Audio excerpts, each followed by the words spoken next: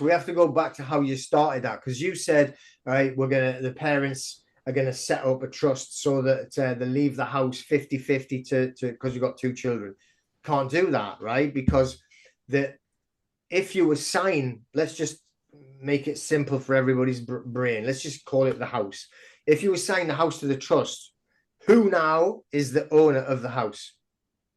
The trust. Yeah. So, right. And it stays in the trust.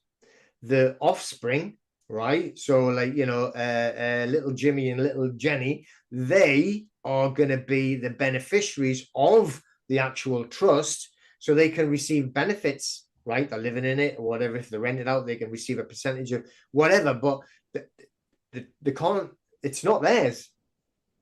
They don't own it, right? They can never own it, which is the whole, let's take it back to like the parents. The parents have placed it in trust. Let's just say it's worth $500,000, right? But it's in trust, so they don't own it. So once they die, right, the tax man would say, I want to see your death. Well, they're not going to say it to them because they're dead, but I want to see your death estate, your estate. But their estate is empty. There's nothing in the estate because they've moved it over to a different cupboard. They've taken out the estate cupboard and put it in the trust cupboard. So their cupboard's empty, like Mother Hubbard, right? So there's nothing for the government to take, right? Because it's in trust, but then the trust owns it, the children don't own it. So then they can't be paying tax on it either in that sense. Okay, so what you're saying there is different. If they want, and it all depends on the estate planning.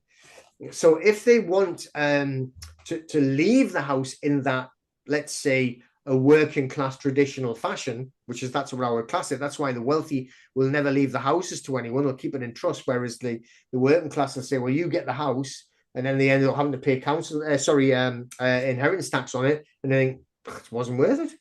I wish I'd never had it, right? But like, so if you did that and you just did it in a will, then you left the house in the will, then they could split it 50-50, because that's just a will.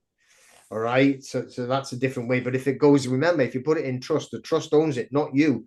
You put it in trust. Let's call it, if it was American, you'd call it a grantor. All right. And it's going to be an irrevocable trust. That's the better way to do it. Irrevocable. As soon as you've put it in trust, you can't change your mind and go, oh, I want it back. It's not yours anymore. But you created an irrevocable trust.